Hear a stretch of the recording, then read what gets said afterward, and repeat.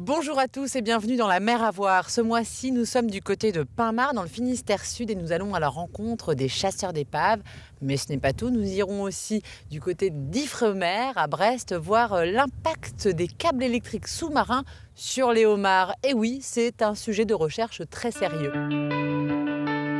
Et nous sommes donc à Pin-Mare avec Jacques Lelay. Bonjour Jacques. Bonjour. Jacques, vous êtes plongeur, chercheur d'épaves, mais aussi caméraman sous-marin. Vous signez un très joli film consacré aux épaves du Sud-Bretagne. Ouais. Expliquez-nous un petit peu justement la particularité du Sud-Bretagne. Pourquoi c'est un peu le paradis pour les chercheurs d'épaves ?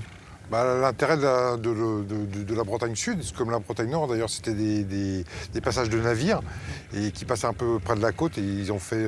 Alors Première et Seconde Guerre mondiale, il y avait des convois qui remontaient sur la Manche et les sous-marins allemands les interceptaient là à ce moment-là, quoi. Donc après, il y a eu beaucoup de recherches sur les épaves contemporaines et il y a eu aussi la Galatée qui était beaucoup plus vieille. Alors ça, on en parlera tout à l'heure. Donc c'était des grandes routes tout autour de la Bretagne. C'était des routes maritimes et les convois remontaient de Bordeaux, ils allaient sur la Manche, quoi. Ils s'arrêtaient pas et puis là ils étaient interceptés par les sous-marins allemands, quoi.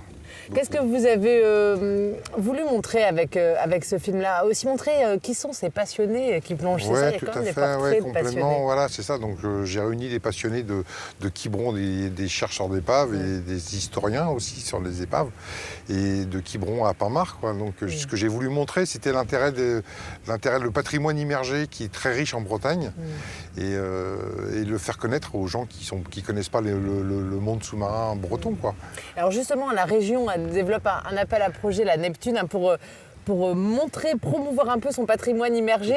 Il était temps pour vous, il est temps de montrer au grand jour. Ça reste un peu trop confidentiel, vous trouvez qu'il y a complètement, encore, il n'y a que les plongeurs qui connaissent et le reste on ne connaît pas, donc justement ce patrimoine immergé.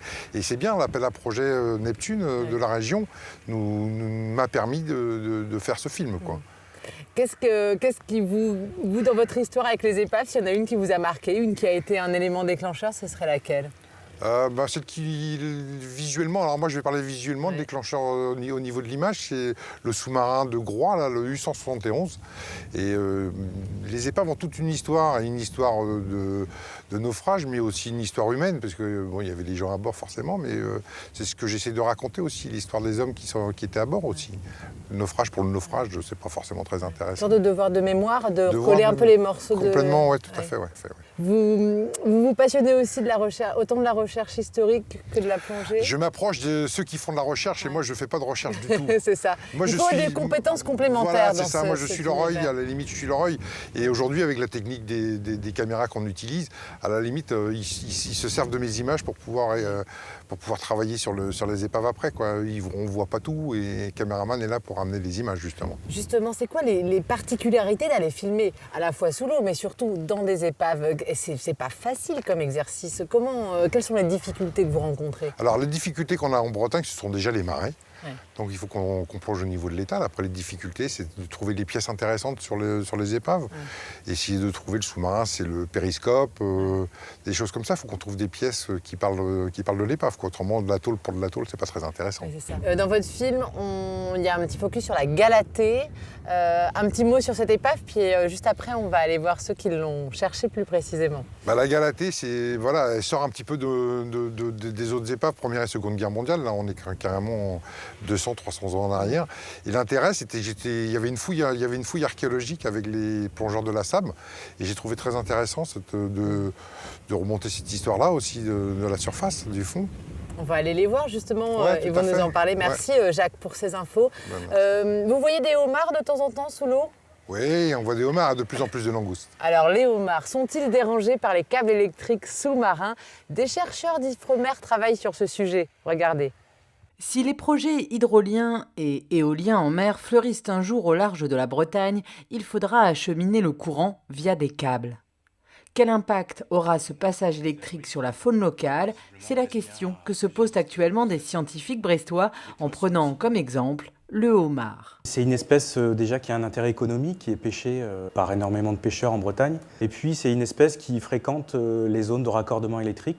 On s'est aperçu au cours d'un suivi scientifique que le homard fréquentait les câbles qui étaient posés sur le fond, notamment les câbles qui sont protégés par des structures en béton qui lui servent d'abri. En fait. Maintenant, il s'agira de savoir si, une fois que le courant électrique passera dans le câble, est-ce que les homards vont continuer à fréquenter la zone ou bien est-ce qu'ils vont être gênés d'une façon ou d'une autre par ce courant. Des expériences menées dans un laboratoire norvégien et actuellement en cours d'analyse au sein d'Ifremer à Brest. On a travaillé donc avec des stades de vie très jeunes du homard européen, des homards qui n'ont pas plus de quelques semaines et qui font entre 1 et 2 cm. Donc on a exposé ces homards à des champs magnétiques pour voir un petit peu leur comportement, s'il y avait des différences de comportement par rapport à des homards qui, eux, n'étaient pas exposés à des champs magnétiques. L'analyse est longue et les résultats ne seront dévoilés qu'en fin d'année, mais pour l'heure, une certitude. Ça, je peux vous dire qu'après une semaine d'exposition aux champs magnétiques, on n'a pas eu de mortalité. Alors, les homards vont-ils tuer les projets d'énergie marine renouvelable bretons? Promis, on vous tient au courant.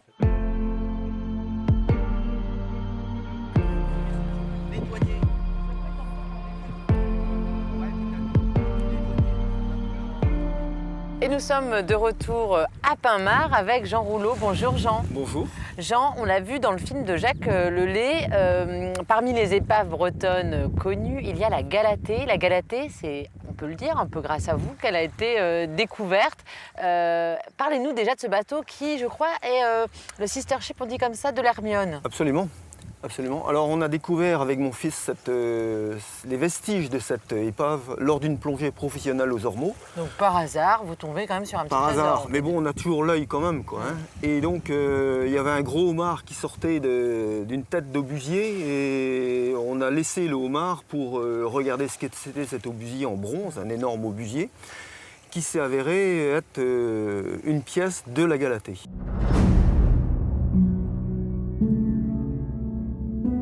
La Galatée fait partie des épaves un peu mythiques qui sont dans le coin, qui ont naufragé en 1795 et que les gens essayent de retrouver.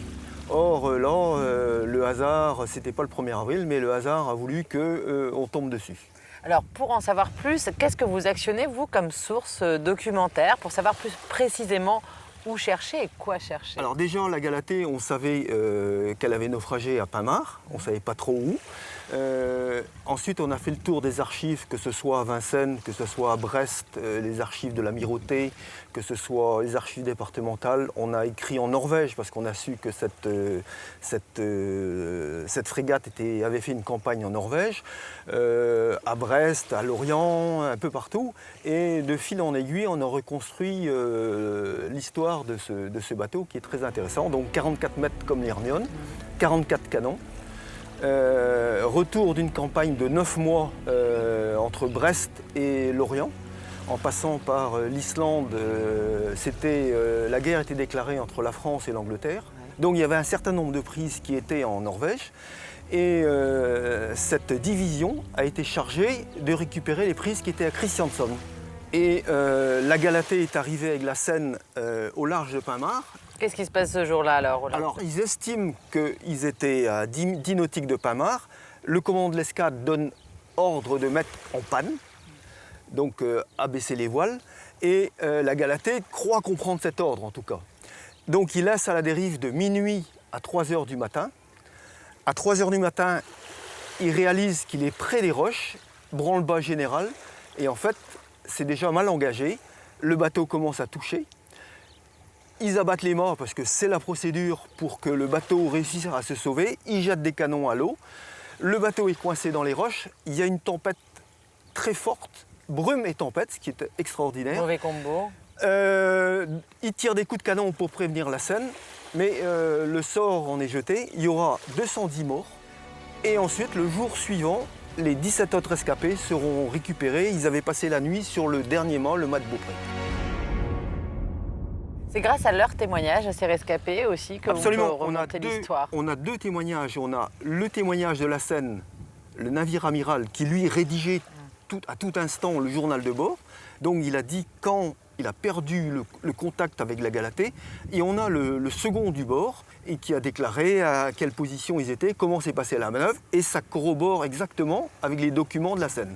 Ensuite, vous êtes allé plonger et ça, c'est votre confrère Benjamin Pépi qui va nous le raconter. Absolument, parce que ça, c'est une autre partie de l'équipe de la SEB nous a rejoints Voilà. et de là, on est parti sur une aventure qui doublait celle des archives.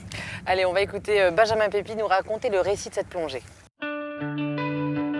Pour nous, on avait trouvé un trésor. D'ailleurs, suite à cette plongée-là, on a été piqué du virus et on ne pouvait plus s'arrêter. Donc à chaque fois qu'on avait un moment de libre, en fait, on allait sur zone et on a commencé à travailler en fait, en faisant ce qu'on appelle les circulaires.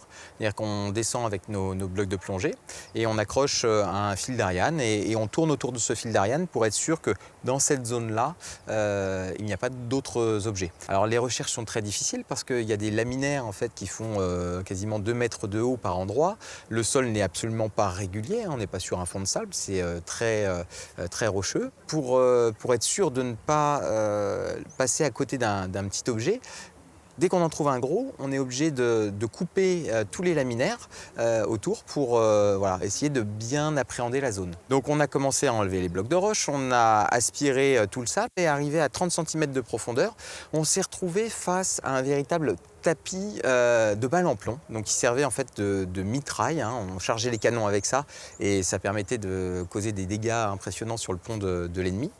Et en creusant un petit peu plus, jusqu'à 60 cm de profondeur, on est tombé sur une multitude d'objets, des objets de navigation comme un pied de roi, sur des ustensiles de la vie courante. Alors en fait, en 2018, on a fait une seconde campagne de magnétométrie parce qu'avec notre premier système, on ne pouvait pas passer au-dessus des roches qui affleuraient.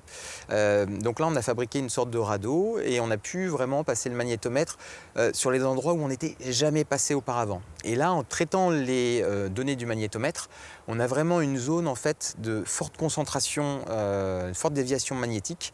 Donc probablement qu'on est là en présence de l'épave, mais il faudra qu'on fasse une autre demande d'autorisation pour pouvoir sonder à cet endroit précis. Et voilà, la mer à voir, c'est terminé pour aujourd'hui. Mais promis, on se retrouve le mois prochain pour prendre des nouvelles de la mer. Ciao!